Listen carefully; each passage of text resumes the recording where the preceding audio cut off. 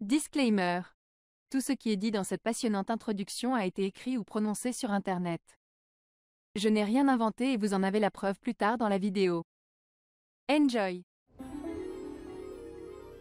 Il existait dans la très ancienne époque du XXIe siècle une mystérieuse légende à propos d'une terre très lointaine se situant entre les faubourgs de modernité et de tradition qui serait peuplée de créatures mythiques, les waifus. Dans le royaume de l'Internet, on racontait que ces créatures mi-femmes, mi-objets, mi-animales étaient dociles, soumises, douces, obéissantes, soumises, polies, mais surtout soumises. Certains prétendaient même qu'elles avaient un goût de curry. Les hommes de l'Ouest, fatigués des femmes goût mayonnaise, décidèrent de partir en quête de cette mystérieuse créature. Êtes-vous prêts à affronter le cringe qui vous attend et découvrir le destin incroyablement masculin des passeports bros? Laissez-moi vous conter les contenus et légendes des frères Passport. Hello bitches! J'espère que vous êtes en forme aujourd'hui parce que le sujet va être intense.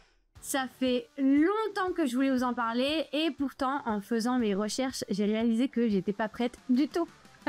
Et je pense que vous non plus. Il faut savoir que pour cette vidéo, j'ai principalement écumé les créateurs de contenu américains parce que ce sujet est beaucoup plus abordé chez eux que chez nous. Mais ce concept existe en France aussi, donc tout ce que je vais dire dans cette vidéo est bien entendu valable pour les Français aussi. Et je vous annonce tout de suite que cette vidéo sera en 2 parties. Tout simplement parce que autant de dingueries dans une seule vidéo, ce serait beaucoup trop pour nos petits cerveaux. Du coup, j'ai décidé de vous montrer le plus soft aujourd'hui pour lubrifier un peu le visionnage de la 2e vidéo. Alors soufflez un coup, buvez un peu d'eau et découvrez le monde fascinant des passeports bros. Alors tout d'abord, les passeports bros, qu'est-ce que c'est? Essentiellement, ce sont des hommes venant principalement des États-Unis ou de l'Europe de l'Ouest qui décident de partir à l'étranger pour trouver une femme. Alors c'est pas un phénomène nouveau, on sait bien que ce genre de choses existe depuis longtemps, mais récemment c'est quand même devenu un mouvement avec un nom, un branding, une philosophie, etc. Soit dit en passant, leur nom vient du fait que la plupart des Américains n'ont pas de passeport tout simplement parce qu'ils ne voyagent pas à l'étranger. Mais bien entendu, les hommes dont on parle aujourd'hui, ils vont avoir besoin de se faire un passeport. D'où les passeports bros, CQFD. C'est tout pour moi, à la semaine prochaine! Ok. Bien entendu, les passeports bros font polémique. Sur leur site officiel, parce que oui, ils ont un site officiel, ils expliquent que le mouvement est inoffensif et qu'ils ont tout simplement l'intention d'essayer de trouver une femme aux valeurs traditionnelles dans un pays dont ils respectent la culture. Mais quand on s'attarde un peu sur leur contenu, c'est pas très étonnant de savoir qu'il y a des gens qui les accusent d'avoir des tendances un peu misogynes, sexistes et d'essayer d'exploiter les femmes de pays qui sont moins favorisés que les leurs. Parce que comme on peut le voir ici, ils ont toute une liste des meilleurs pays à visiter pour trouver une femme. Mais du coup, il n'y a même pas le Japon dans la liste. Pourquoi je nous fais chier avec ça? Et je pense que certaines personnes se demandent pourquoi je vous parle de ça alors que le Japon n'est même pas dans la liste. Bon bah c'est bon, accouche. Alors oui, je pourrais vous faire tout un exposé sur ce que je pense de l'entièreté de ce mouvement, mais comme certaines personnes l'ont souligné, ma chaîne parle de Japon. Donc aujourd'hui, on va seulement s'intéresser à cette catégorie de passeports bros qui ont jeté leur dévolu sur le Japon. Après, je dis passeports bros, mais j'inclus aussi tout homme, français ou non, qui pense que les japonaises sont des femmes idéales et qui rêvent de rentrer chez lui auprès d'une femme 2D ultra mince avec des seins énormes et qui va accueillir toute la grandeur de sa masculinité en s'exclamant « Okaeri nasai !» suivi d'une petite courbette laissant apercevoir un petit bout de décolleté sexy mais pas vulgaire, avant de s'agenouiller devant lui pour l'aider à retirer ses chaussures. Car elle embrasse cette soumission naturelle aux hommes et cette servitude qui la font se sentir tellement féminine et épanouie en tant que femme traditionnelle. Vous pensez que j'abuse et que ce genre d'homme n'existe pas? Eh bien, jetons un œil ensemble à ce qu'on peut trouver sur Internet. Ouf. Alors, voyons ce qu'on a un peu là-dedans. Les japonaises sont habituellement très dociles et elles ont peu de caractère. J'aime les japonaises aiment leurs hommes, sont polies, mais surtout sont soumises. Si j'étais une femme, je serais soumise et respectueuse envers mon mari, comme les japonaises. Elles sont magnifiques, ces créatures. J'aimerais marier une un jour. Les japonaises sont plutôt mignonnes. Oh, et soumises. Les cris de femmes chinoises ou japonaises, voire coréennes, sont tellement mignons. Hier, j'ai vu mon médecin et il m'a dit « Ah, je vous verrai bien avec une petite japonaise. » Il a tout compris. Je lui ai dit « Ben oui, docteur, les femmes japonaises, c'est l'avenir. Elles sont douces et ont un goût de curry. Les françaises ont un vieux goût de mayonnaise. Et me dit vomi. » Bref, je vais pas vous lire plus que ça. Il y a ces deux tweets-là qui m'ont absolument horrifié. Bon, l'un pour l'indécence complète par rapport à Miss Japon. Et l'autre, je pense que j'ai pas besoin de m'exprimer dessus. Je pense que c'est assez terrifiant quand même. Et en plus, là, c'est que ce que je vous ai trouvé en français. Parce que j'ai décidé de vous garder les dingueries des Américains pour la deuxième partie. Donc, il y a 3 raisons principales pour lesquelles mes yeux font 10 tours dans mes orbites à chaque fois que j'entends un passeport bro parler de Japon et de japonaise. Et j'en ai fait des badges. Je vous présente donc Naïveté Burst, Hypocrisie Ultime et Misogynie 3000. Ces badges que je vous afficherai donc pendant le visionnage des extraits que je vous ai rassemblés sur les passeports bro. Hello bitches.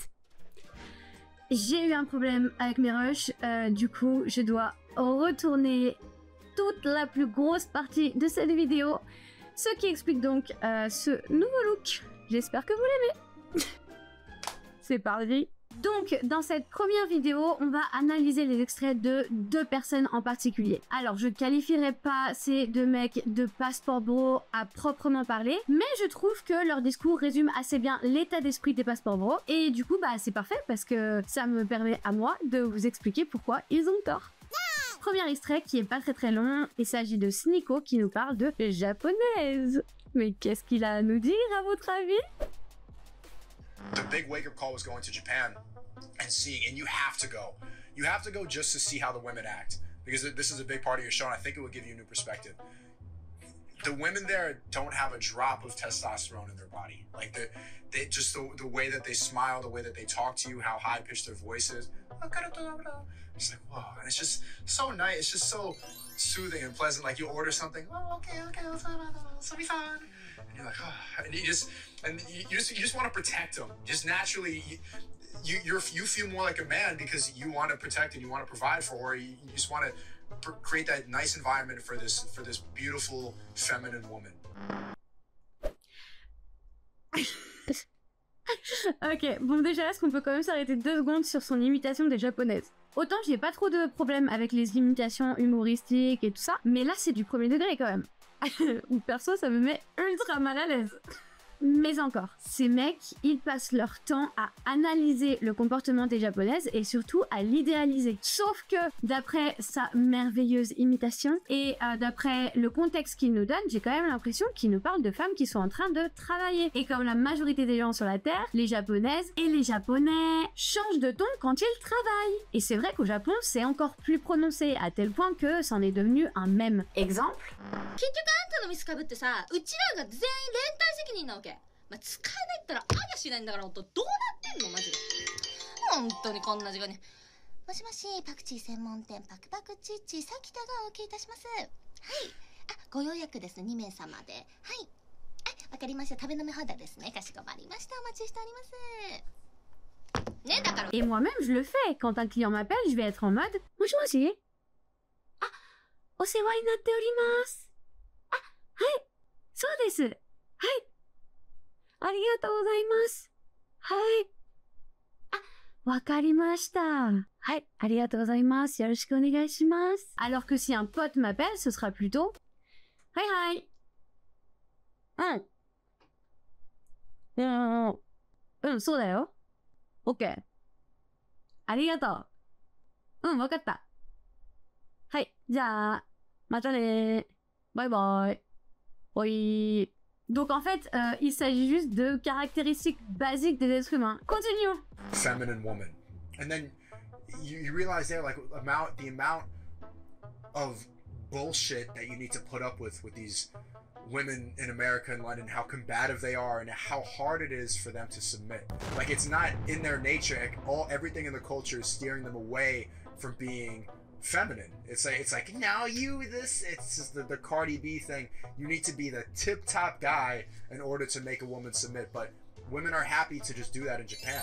The way that they dress, they're just way more girly, and not in like an overly sexual way. None of them have their cleavage out. They're always they're not showing too much like skin. But they're dressed extremely girly with their dresses and their fingernails, and like some of them walk around with cat ears because it's goofy. Mais c'est quoi cette obsession qu'ils ont avec la soumission? Alors pour eux c'est très clair dans leur tête, hein. Ne pas se soumettre égale testostérone et être féminine égale soumise. Par contre le mec il va avoir une sacrée surprise s'il pense que porter des robes et des oreilles de chat c'est une preuve de soumission. Et je sais pas si vous avez relevé ce délicieux détail, mais non seulement il dit que les japonaises sont soumises, mais en plus il dit qu'elles sont heureuses de l'être. Et le coup des oreilles de chat, ça me tue en plus, parce que, encore une fois, il y a quand même beaucoup de chances que les filles que tu croises dans la rue avec des oreilles de chat, ce soient des filles qui soient en train de travailler et que c'est leur uniforme. Mais ne soyons pas mauvaise langue. C'est vrai, il y a des japonaises qui portent ce genre d'accessoires pour le fun. Mais faut pas abuser quand même, c'est pas les japonaises qui font ça. Et en plus de ça, pour chaque fille qui va porter des oreilles de chat, et ben vous trouverez, je sais pas moi, des filles qui vont porter des masques à gaz du genre cyberpunk, un make-up gothique ou autre chose. Allez, on y est presque. And you see there, like, why am I putting up with women who want to be men at the same time when you could just go to a different place and find an actually feminine woman? You understand why so many guys are just giving up. Vous avez compris les filles? Arrêtez de vouloir être des hommes tout le temps là avec vos pantalons. La soumission c'est dans vos gènes. Pourquoi vous pensez que je porte des petits papillons là sur ma tête? C'est pas moi qui les ai mis, ils ont poussé tout seuls parce que j'ai accepté ma féminité. T'en penses quoi toi? Enfin bref, voilà pour le cas Sneeko. Passons maintenant à la deuxième vidéo qui est celle d'un homme nommé Orion et qui est, je cite, psychologue diplômé spécialisé dans les relations, le développement personnel et la santé mentale des hommes. Je rigole parce que moi je sais ce qui vient après là. Et donc dans cette merveilleuse vidéo qu'il a offert au monde gratuitement, il nous parle des passeports bro. These are guys who are flying to places like South America and Southeast Asia and the Middle East in order to access sexual opportunities that they argue aren't available in their home country. To be honest, there was always something about the Passport Bros movement that felt a little sleazy and pathetic, which kind of made these men out to be conniving beta males. That was my attitude before spending a month in Japan. Excusez-moi, j'arrête une fois pour vous dire que là, on est en face d'un énorme syndrome de Dunning-Kruger. Pour ceux qui connaissent pas, je vous la fais simple. Moins tu t'en connais sur un sujet, plus tu prends la confiance, et plus tu en apprends sur le sujet, plus tu te rends compte que tu étais complètement clueless. Et ensuite, plus tu continues d'en apprendre sur ce sujet, plus le ratio savoir et confiance devient juste. Bon, lui, de toute évidence, il est ici. Allez, on y va. A month in Japan. That is no longer my attitude now. Having spent a month in that country, I think I better understand where this movement might be coming from. And I definitely don't think it's just for loser men who can't get laid in America. Allow me to explain. From the perspective of my interests and preferences, the quality of the women in Japan was significantly superior to the quality of the women in the Bay Area. Excusez-moi, j'arrête encore. Est-ce que vous avez noté là la contradiction? Il est en train de dire là qu'il évalue la qualité d'une femme en se basant sur ses goûts et préférences. Et non, je me suis pas trompée, il a pas dit les qualités comme les qualités et les défauts, il a parlé de la qualité, comme la qualité d'un objet par exemple. Parce que d'habitude, on n'utilise pas trop le mot qualité pour définir un être humain. Le truc c'est que la qualité d'un objet c'est quantifiable. On peut juger la qualité de quelque chose en se basant sur des trucs comme par exemple sa solidité ou encore à quel point l'objet répond aux attentes de son utilité. Alors que les goûts et les préférences, c'est complètement subjectif, donc c'est pas objectivement quantifiable. Ça veut donc dire que ce psychologue diplômé ici présent, soit il ne sait pas faire cette différence, soit il dit ça au début de sa vidéo en espérant que personne ne relève la contradiction, peut-être dans le but de pouvoir justifier tout ce qu'il va dire derrière par un simple « Non, mais faut pas le prendre comme ça, c'est juste mes goûts personnels. » Après, je veux pas faire de procès d'intention, aussi bien quand il a écrit son script, il a pas trop vu la contradiction. Par contre, vous allez voir que dans cette partie et dans la deuxième partie qui sortira plus tard, les femmes sont très souvent relayées au statut de produit qu'il faut consommer ou de proie qu'il faut chasser. Bref, continuons. Il va nous donner son premier argument qui nous explique pourquoi les japonaises sont de meilleure qualité. First of all, the women in Japan are slender and physically healthy, which is appealing because it's not only attractive, but it indicates a compatible value as well. Like, I want people who care about their health. Most Western women literally couldn't buy clothes in Japan. Alors, personnellement, j'ai l'impression quand même que ce gars veut juste une fille mince et que ça a rien à voir avec des soi-disant valeurs compatibles. Allow me to explain. Dans un pays où c'est vrai, les femmes et les hommes ont une tendance à rester plus ou moins minces, ou en tout cas un pays où il y a vraiment peu d'obésité, c'est pas très logique d'associer cette caractéristique à des valeurs personnelles, étant donné que c'est un phénomène général. Tu peux tomber sur une petite japonaise toute mince, mais qui va se bourrer la gueule à en perdre la mémoire 4 nuits par semaine. Alors qu'aux États-Unis, vu qu'il y a beaucoup d'obésité, il y a quand même plus de chances que cette caractéristique soit un indicateur d'un mode de vie ou de valeurs personnelles. Donc encore une fois, soit il a pas vraiment réfléchi à ça très longtemps, soit il assume pas de vouloir une fille mince. Et je dis pas que vouloir sortir avec une fille mince c'est quelque chose de pas bien, chacun ses goûts, vous sortez avec qui vous voulez, c'est pas mon problème. Mais faire un espèce de lien bizarre avec des valeurs personnelles compatibles, alors qu'en vrai il en sait rien du tout, je trouve ça un peu poussé quand même. D'autant plus que ça a pas de sens en fait ce qu'il dit, parce que quand je faisais 52 kilos pour 1m74, et ben je galérais quand même à trouver des vêtements au Japon, parce que breaking news, on n'a pas la même morphologie. Allez, passons maintenant à son deuxième argument. Second, these women are feminine. They wear dresses and heels and makeup. They tend to dress more conservatively than Western women. No tight clothes, no showing a lot of skin. The feminine ideal there seems to be like softly elegant, flowing and modest and dignified. And these aren't 1950s housewives. These are women who, for the most part, are working professionals. They have modern ideas, they are educated and accomplished, but they haven't thrown out more traditional conceptualizations of female beauty. This is not something you can easily find in the West anymore. And you can't find it at all in the Bay Area, at all. And I find feminine women very attractive. It resonates with me and inspires me to be even more masculine. Tu me fatigues. Bon là, l'hyperbole est carrément ridicule. Prétendre que les femmes ne portent pas de robe, pas de talons et pas de maquillage aux États-Unis, c'est un peu osé quand même. Mais petite astuce, en fait, il faut lire à travers les lignes. Ce qu'il veut vraiment dire ici, c'est que les Américaines ne portent pas les robes, les talons et le maquillage que lui considère comme une féminité traditionnelle. Déjà, féminité traditionnelle de quand et de où? Parce que dans l'histoire et dans le monde, bon, les critères, ils ont quand même beaucoup changé. Beauté traditionnelle de la période Edo au Japon.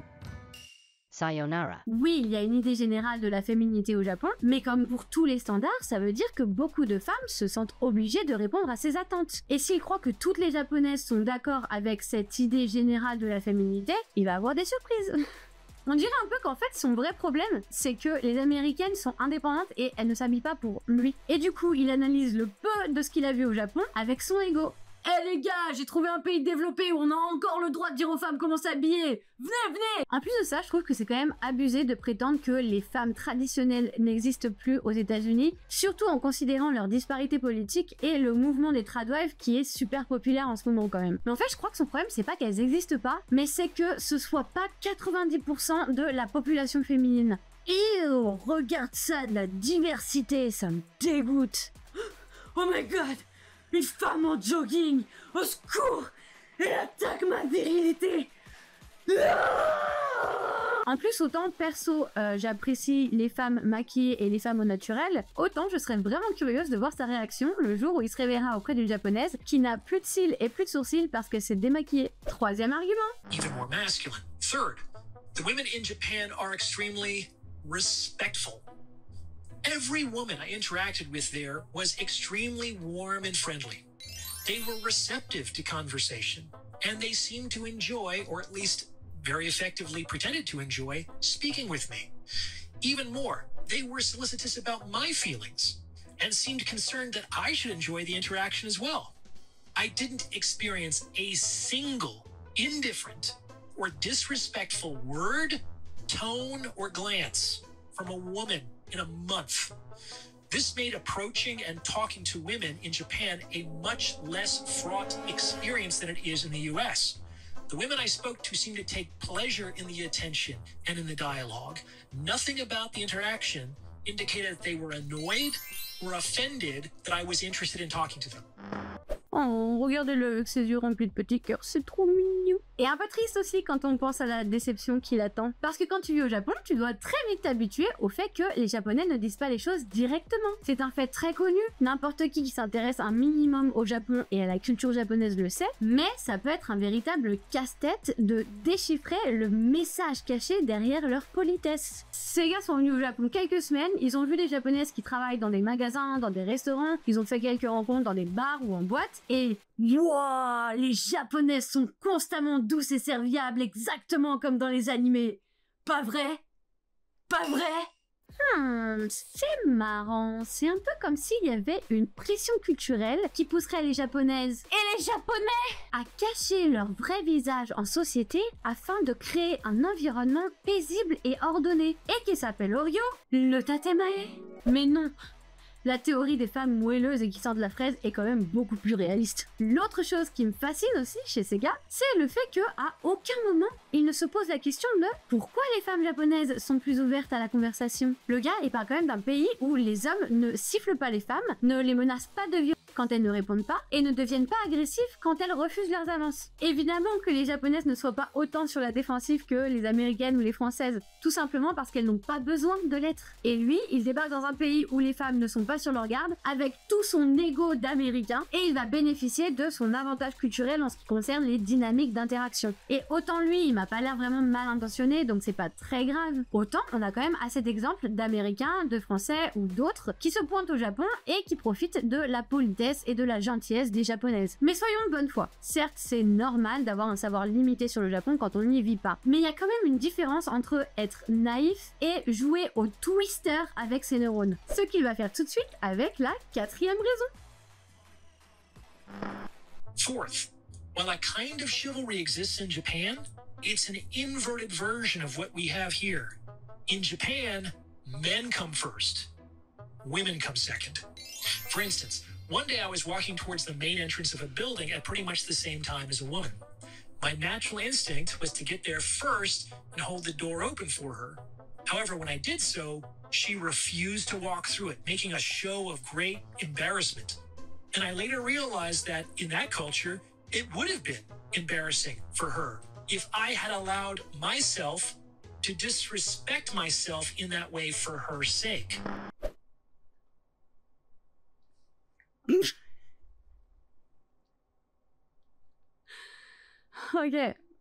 Ok. Ça doit être au moins la 20e fois que je vois cet extrait et je suis toujours autant fascinée par la gymnastique cérébrale qu'il a besoin de faire pour justifier ses propos. Ah mais à ce niveau-là, il pourrait gagner une médaille aux Jeux Olympiques. Hein. Alors, ce qu'il décrit dans cette anecdote, c'est quelque chose qui en effet existe au Japon et qui est beaucoup plus rare aux États-Unis ou en France. Et pourtant, nous avons même donné un nom à ce phénomène, la politesse.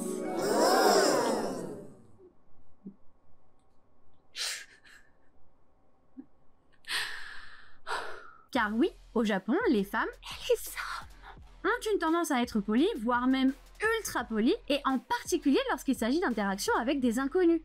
Mais c'est quelque chose qui n'a rien à voir avec le genre. C'est juste des espèces de duels de politesse qui arrivent assez couramment dans la vie de tous les jours au Japon. Exemple.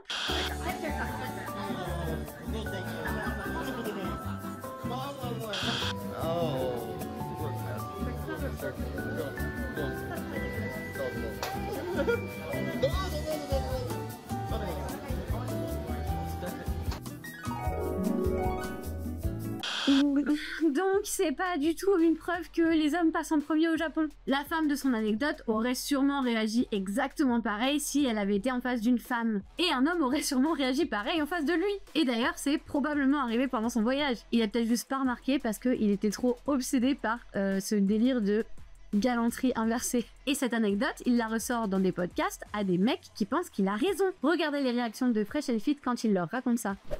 For example, I remember one day I was walking into a public place at about the same time as a woman, and I opened the door reflexively to, hold the door open for her, and she refused to walk through it.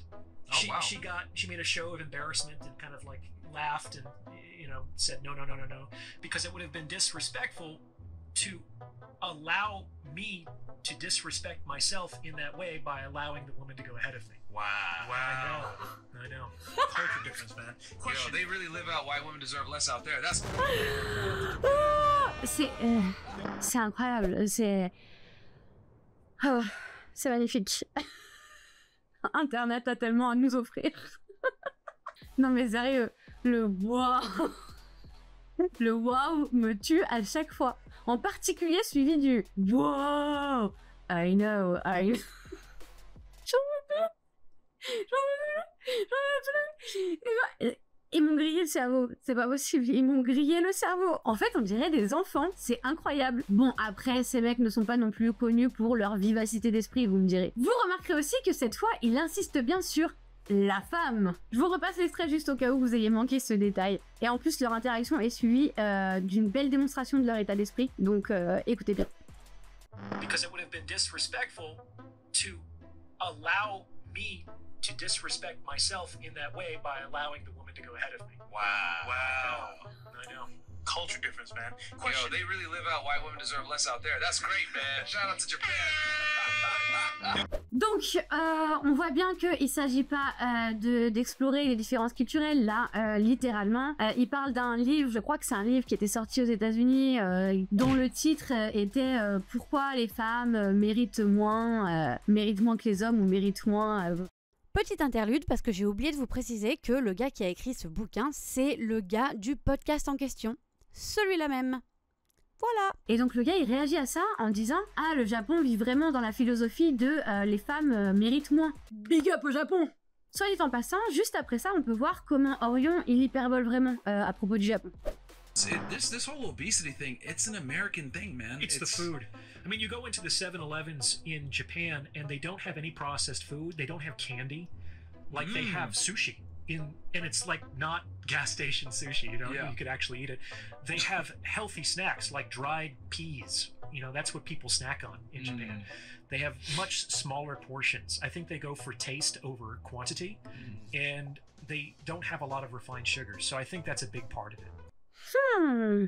Si seulement quelqu'un avait un combini près de chez elle et qu'elle pouvait vérifier ce qu'il vient de dire.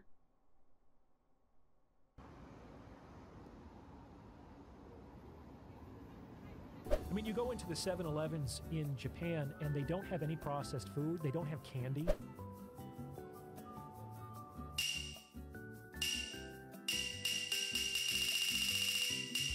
I mean, you go into the 7-Elevens in Japan and they don't have any processed food. They don't have candy.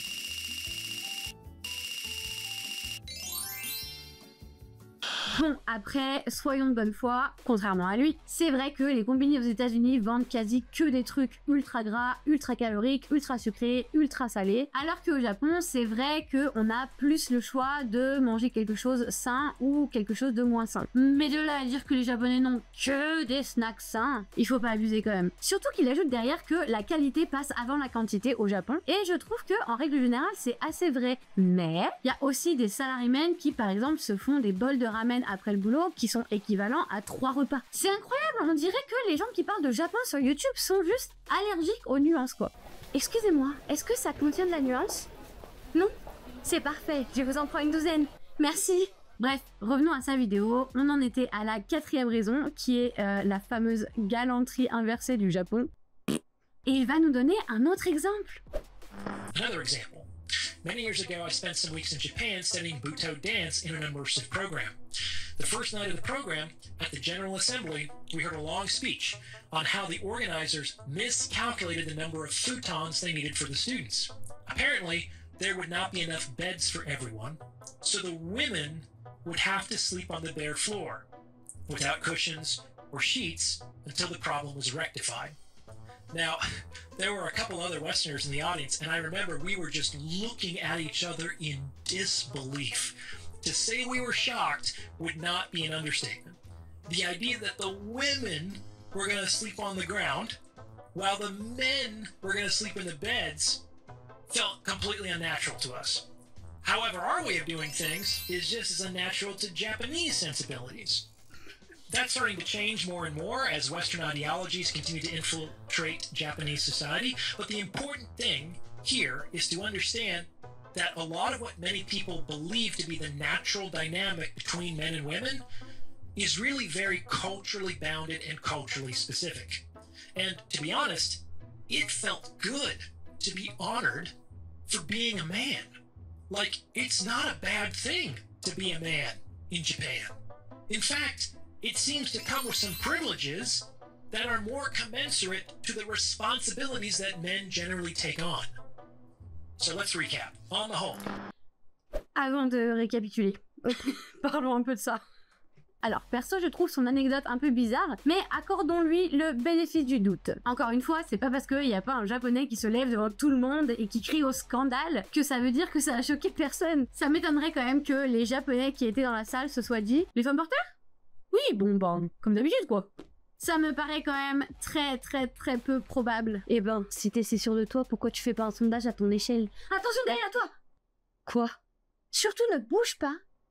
Mais juste derrière toi, il y a un sondage pour vérifier à mon échelle. J'ai donc créé ce petit sondage que j'ai fait tourner auprès de japonais et de japonaises. Bon, je suis pas l'INSEE, mais quand même, jetons un coup d'œil au résultat, ça nous donnera un début d'idée. J'ai donc écrit exactement le même scénario et j'ai demandé quelle est la décision que naturellement les Japonais auraient tendance à prendre. Pour ne pas trop influencer sur la question de genre, j'offre 6 choix.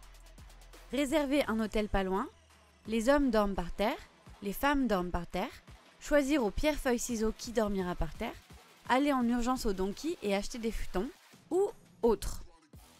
Ensuite, par curiosité, j'ai demandé quelle décision serait la moins plausible. Et pour finir, pour être sûr d'avoir une diversité d'opinions, j'ai demandé le genre et la tranche d'âge. Au niveau des profils, c'est quand même assez bien parce que j'ai eu pile moitié-moitié d'hommes et de femmes. Et au niveau de l'âge, j'ai eu une majorité de personnes dans la trentaine ou quarantaine, ensuite plus dans la dizaine et la vingtaine, mais j'ai quand même eu des gens dans la cinquantaine et soixantaine, donc c'est quand même un panel assez large. Regardons ensemble la décision que les Japonais ont pensé être la plus plausible. Donc voilà, on voit que dans le top 3, il y a réserver un hôtel avec vraiment une grande majorité, aller en urgence au Donkey, et en troisième position, c'est les hommes qui dorment par terre. Et oh, regardez! Les femmes qui dorment par terre n'a pas été choisie par une seule personne. C'est étonnant. Mais juste pour être sûr, regardons maintenant la solution qu'ils ont trouvée la moins plausible. 55,6% des gens, donc une écrasante majorité, a estimé que les femmes qui dorment par terre seraient la solution la moins plausible.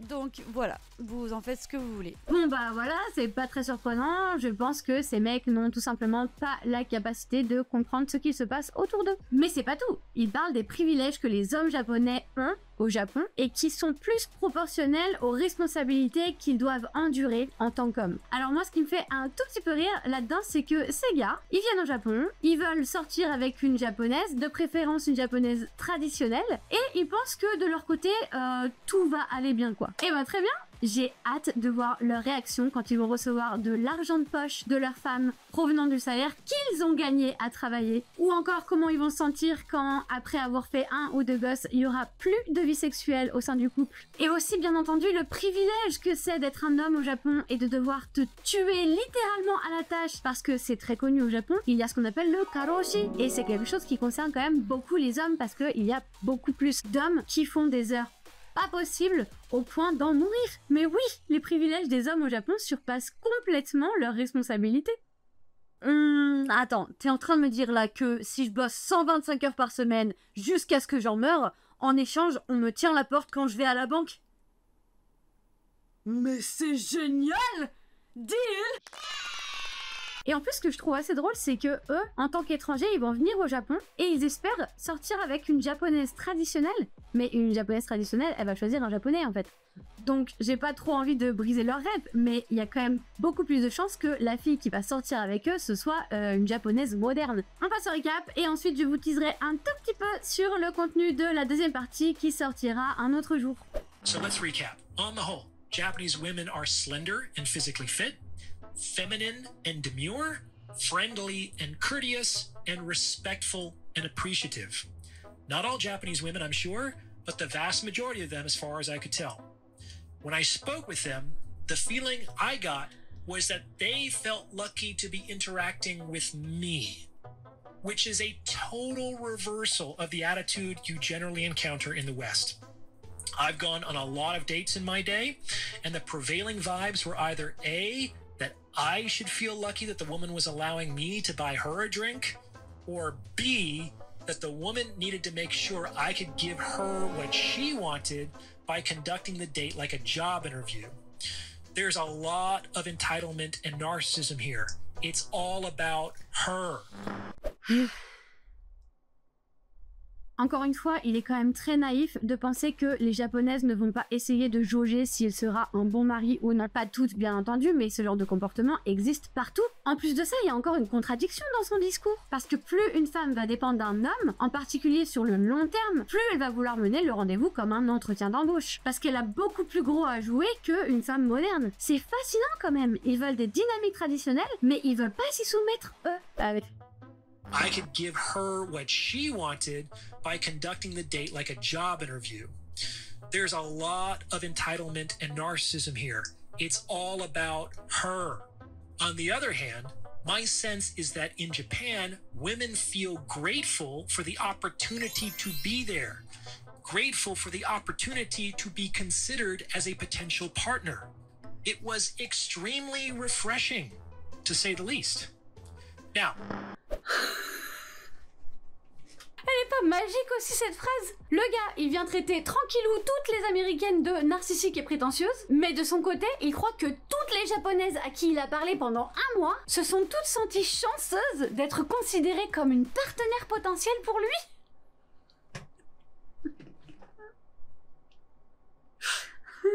L'ironie, juste après avoir dit que les américaines sont narcissiques.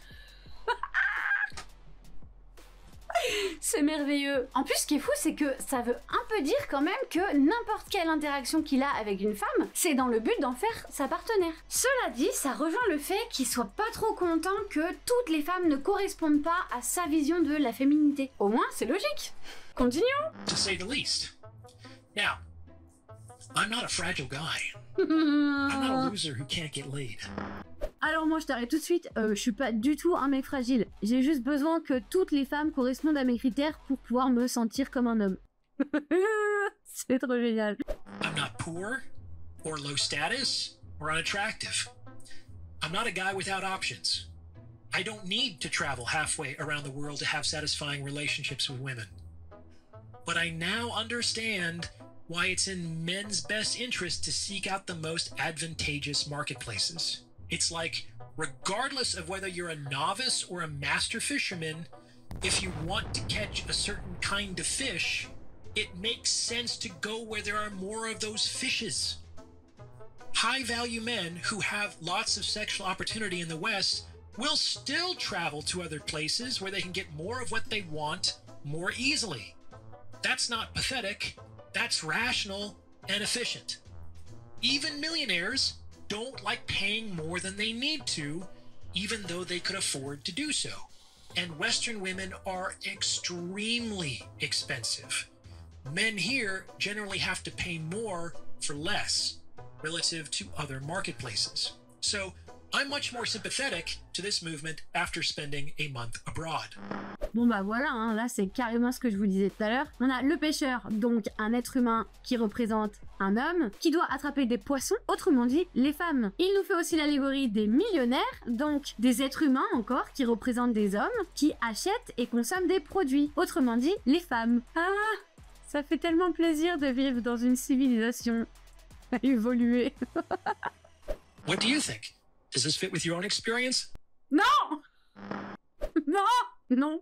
Non, pas du tout! Absolument pas! Alors, c'était un peu long, mais je pense que c'est important de débunker ce genre de contenu parce que c'est quand même du grand n'importe quoi. Parce que déjà, je trouve ça énervant de me dire qu'il va y avoir des gens qui vont croire n'importe quoi à propos du Japon. Mais surtout, en fait, le problème, c'est qu'ils vont donner envie à des gens qui voudraient peut-être devenir passeport bro, ils vont leur donner envie d'aller au Japon et de trouver leur femme parfaite, toute gentille, respectueuse, soumise, docile, qui sent le curry, non, au goût de curry. Et ça m'inquiète, moi, pour les japonaises, en fait, pour mes amis, pour les gens que je connais pas. Mais je trouve ça inquiétant. Mais croyez-le ou non, on est encore loin de ce qui vous attend dans la deuxième partie. Parce que non seulement pour cette deuxième partie, j'ai trouvé des mèmes de Passport Bro et de Waifu Hunters que vous allez adorer ou détester, je sais pas, mais ça va être énorme. Mais je vais aussi vous présenter un bébé de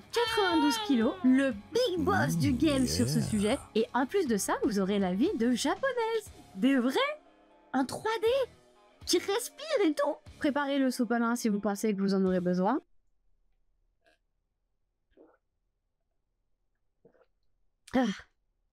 Et n'oubliez pas de vous abonner si c'est pas encore fait. Et puis bien sûr, hein, likez, commentez, partagez. Vous pouvez aussi poser des questions au cas où j'aurai peut-être le temps d'y répondre dans la deuxième partie si vous avez des questions.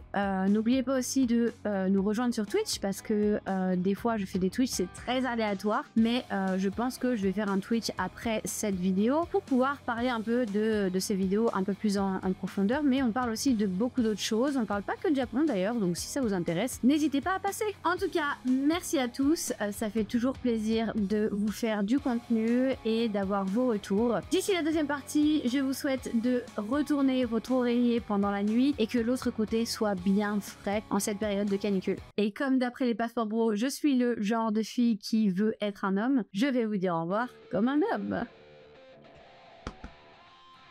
Bye bye bitches. Il me fatigue.